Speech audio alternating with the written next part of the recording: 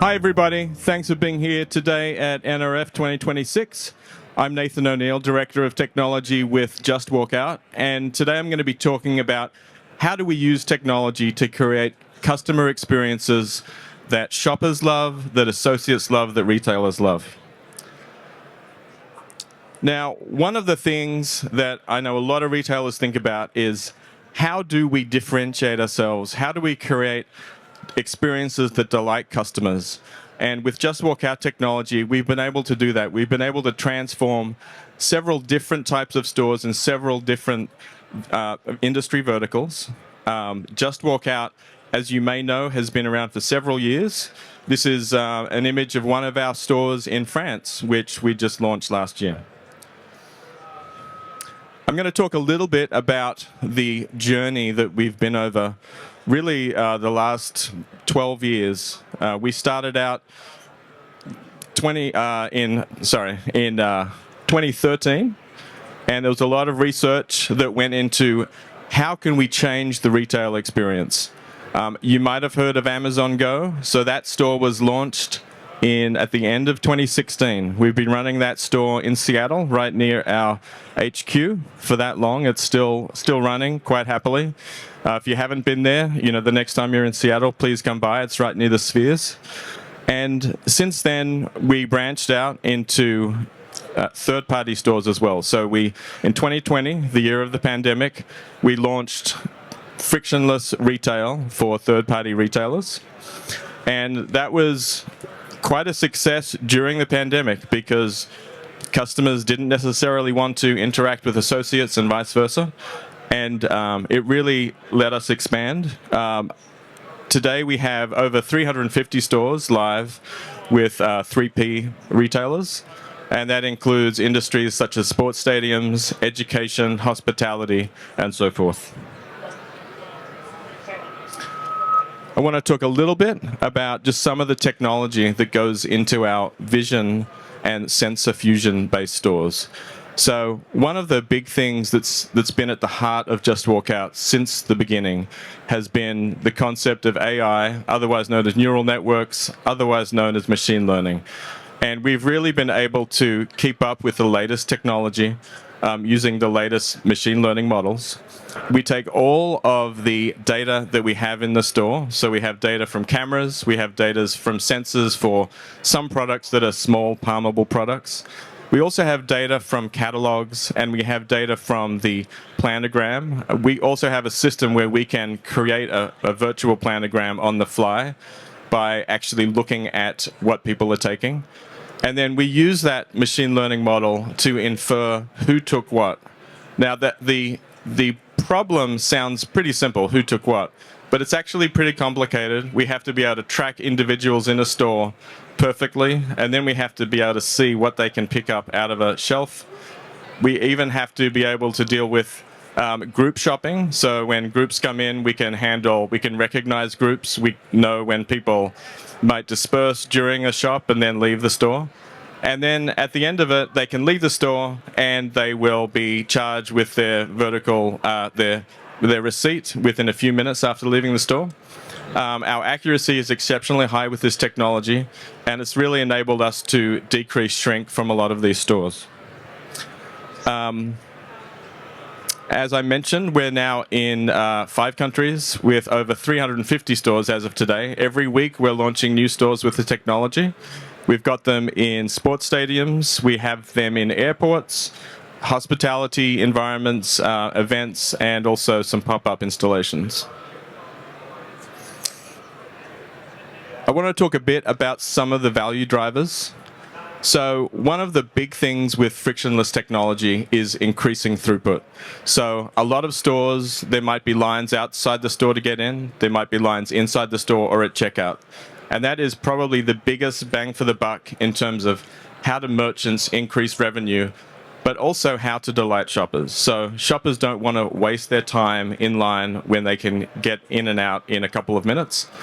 The second one that has been fairly recent for us is extended hours of operation. So in a lot of our education venues, merchants want to be able to keep their stores open 24/7 and without having to have an associate in that store. So We now have a new anti-theft gate. That means that we can have a secure access to our stores on college campuses 24/7. It can also be in gas stations or other types of applications. And this allows merchants to be open 24/7. It allows them to increase the revenue outside of traditional business hours as well. The third area, of course, is reducing theft and loss. As I mentioned, the accuracy of the Just Walk Out really leads to a reduction in shrink. Because there's cameras throughout the store, we know if people are attempting to shoplift or steal from the store. But the bigger area that we've seen is that inventory tracking can happen in real time. So because we're really in front of, we can see when there's a miss in terms of a planogram, if things are put back and shelves might not be in the state that you wish them to be, we can alert an associate and correct that immediately. And fourth area, of course, is delighting customers. So the short lines are critical, really, to getting people in and out of the store, especially in areas such as sports stadiums.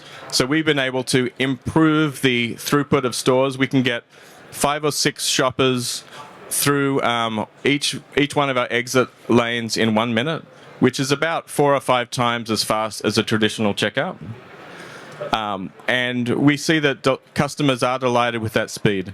We see customers come back. We can measure all of the stats on how many customers are coming back, repeat shoppers. And we do see this especially in areas such as sports stadiums and college campuses. And then the last area is labor efficiency. So this isn't about having less people in stores. What it is about is taking associates and letting them do higher value add functions versus operate checkouts. So they can be talking to shoppers, they can be upselling them, they can be helping them find the things that they want in stores. And this really also helps not just with higher throughput, but it also helps with higher revenue for that store because they can sell more of what they want to sell. So all of these combined with, the bottom line is you get more revenue up front, your costs are lower, your shrink is lower, you will make more profit. I wanted to talk a little bit about what's been happening the last couple of years in a slightly different segment, and that is the segment of merchandise and apparel. So as you can see here, this is an example of a sports stadium merch store. There's a lot of jerseys, t-shirts on these circular hanging merchandise rack. And this is a tough problem for cameras to solve with the density. Apparel in particular, since it's deformable, is a challenge for vision and for counting. And so a couple of years ago, we were doing experiments with a new type of technology, new sensing technology known as RFID. And I'll talk a little bit about how that works. So, as we know, this is the electromagnetic spectrum. Cameras work in the visible light. Wouldn't it be great to have an invisible spectrum reader? Well, turns out that RFID is exactly that. A lot of merchandise today is already tagged, source tagged in the supply chain. And so wouldn't it be great if we could take that, fuse it together with the rest of our system and be able to offer additional store types? So we've gone ahead and done that. And now we can have apparel stores for concert merch stores that pop up. We can also do it with traditional retail stores. So these are just maybe they're in different applications such as outlet malls. And then we also have food and merch. So we've done a couple of pop-ups now with food and merch where the store is constructed very quickly. And we do that with our new RFID lane. Now, we did have this here last year. We've made some improvements to it. You will be able to see it. We're over in the corner of this booth. So after this, if you're curious about seeing a demo, please step over that way. But basically, the RFID lane is designed for apparel and merchandise. Anything that's RFID tagged. We also do have cameras in the system, so we use that to further decrease shrink. And we've been able to see greatly improved throughput.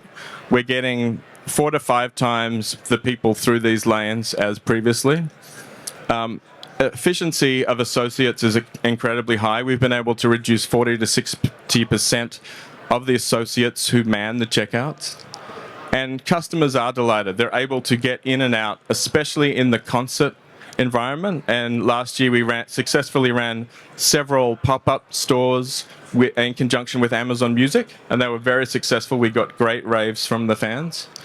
The biggest thing about RFID lanes is the deployment. So since all the technology is within the lane, these can be deployed in 2 hours, and as long as there's an internet connection, they can basically come up and running. You can set them up that morning if you wanted to for a concert that night, and you can also move them. You can pack them up. They come in crates that can be shipped.